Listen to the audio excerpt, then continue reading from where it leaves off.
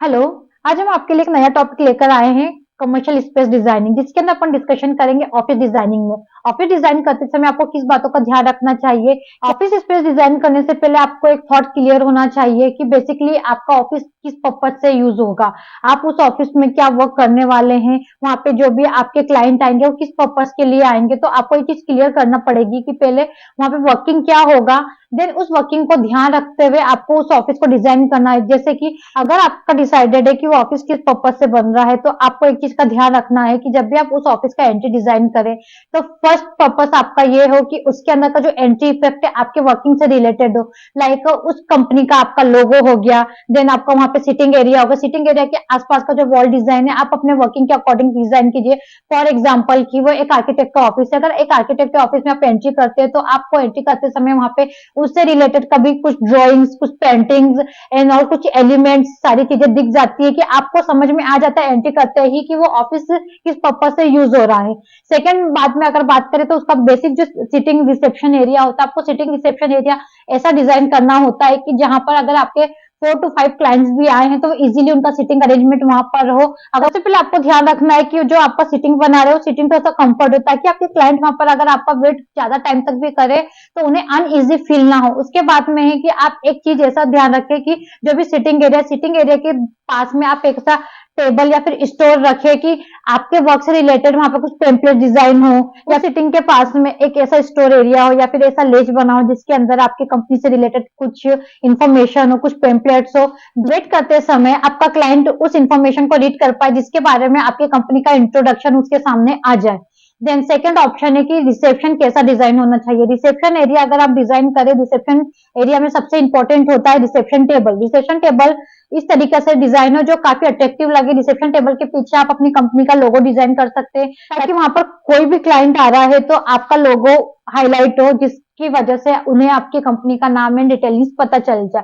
Then सबसे important ये है कि आपकी टेबल के पास में इतना क्लियरिंग स्पेस हो कि अगर कोई भी वहां पर अगर बैठ रहा है तो उसका सिटिंग का जो स्पेस है कम से कम 4 फीट तो आपको रखना ही पड़ेगा। बिकॉज ऑफ वहां पर अगर चेयर रखा रहे हैं आप तो चेयर को रोटेट करने का और देन वहां से निकलने का स्पेस क्लियर मिले। तो आप चीज का ध्यान रखें कि रिसेप्शन एरिया में क्लियरिंग स्पेसिंग मिलना काफी ज्यादा है। कहीं कहीं ये चीज हो जाता है कि जो क्लाइंट के वेटिंग का एरिया सिटिंग होता है, देन जो आपका रिसेप्शन टेबल होता है वो काफी क्लोज होता है, तो जिसकी वजह से वो इससे काफी ज्यादा कंजस्टेड दिखती है।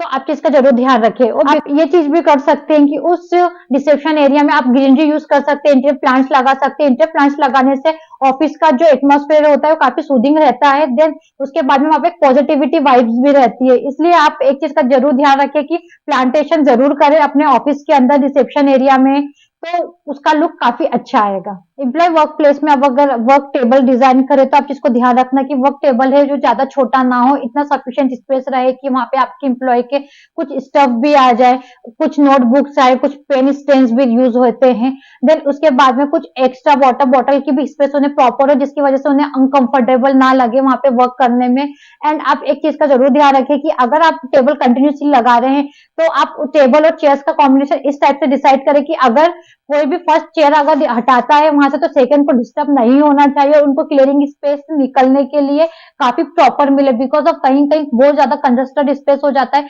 जिसकी वजह से वहां पे एम्प्लॉय प्रॉपरली वर्क नहीं कर पाते, उन्हें काफी कंजस्टेड फील होता है।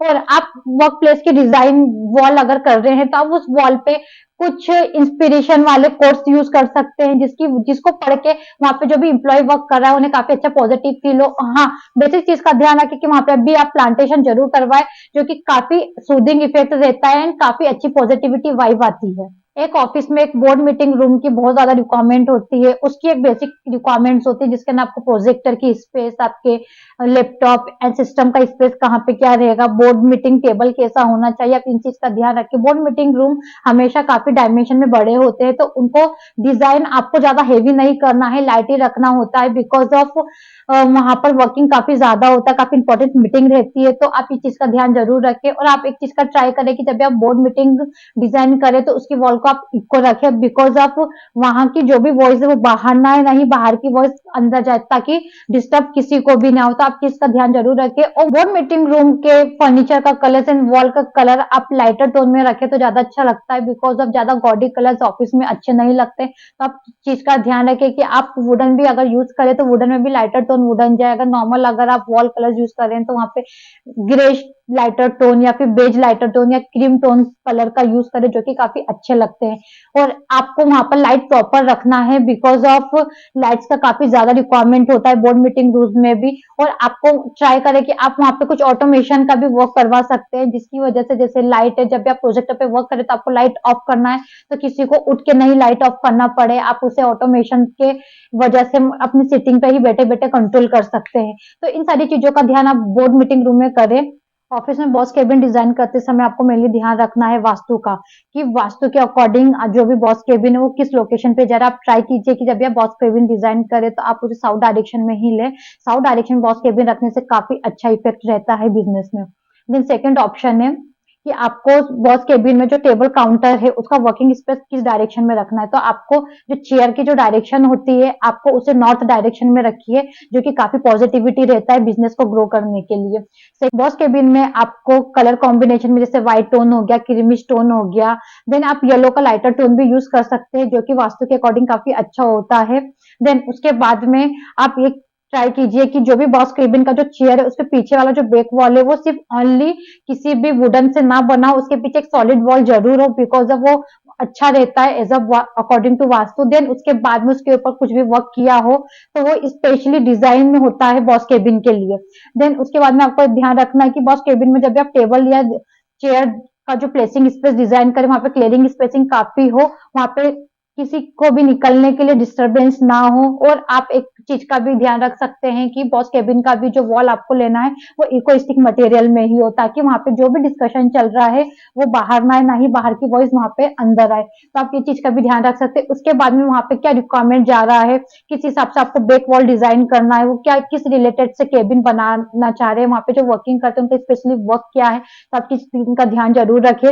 आप किसी भी वॉल को डिजाइन करने के लिए वहां पे उनके जो स्पेशली है जो अचीवमेंट है उससे रिलेटेड आप सर्टिफिकेट एंड जो भी उन्हें मोमेंटम मिले है उसका एक वॉल जरूर डिजाइन करें, बिकॉज वो एक सेंटर ऑफ अट्रैक्शन होगा उस केबिन के लिए। अब आप एक चीज का ध्यान रखना कि अगर आपके क्लाइंट उस केबिन में टेम्पल रखना चाह रहे तो एक छोटा सा आप स्पेस जरूर टेम्पल का निकाले, तो ये चीजें आपको बाद में जाके प्रॉब्लम नहीं होती। नहीं तो फिर बाद में टेम्पल कहीं पर भी लगा देते जो इंटीरियर के लुक के हिसाब से सेट भी नहीं होता है, वो अच्छा भी नहीं दिखता। तो आप एक चीज का ध्यान जरूर रखें। मोस्ट इंपॉर्टेंट थिंग जो मैं पहले भी बता चुकी हूँ आपको, प्लांटेशन। प्लांटेशन बहुत ज्यादा इंपॉर्टेंट हो गया आज के टाइम पे किसी भी ऑफिस को डिजाइन करने के लिए। तो आप इसका ध्यान रखें कि वहां पे कुछ एक कॉर्नर आप ऐसे डिजाइन करें जहाँ पे ग्रीन प्लांटेशन का यूज हो रहा है। आप इंटीरियर प्लांट में जैसे पीस लिली हो गया, जीजी प्लांट हो गया, इस टाइप के आप प्लांट यूज कर सकते हैं, जो कि काफी पॉजिटिव रहते हैं। स्नेक प्लांट्स हो गए हैं जो कि ऑक्सीजन भी काफी ज्यादा देते हैं। तो आप इन प्लांटेशन का यूज करके उस रूम के जो एटमॉस्फेयर है आप उसमें पॉजिटिविटी ला सकते हैं। अगर आज का ये टॉपिक आपको अच्छा लगा है तो आप हमारे पेज को शेयर लाइक जरूर करें। देन आप हमारे यूट्यूब चैनल को सब्सक्राइब जरूर करें। Thank you so much.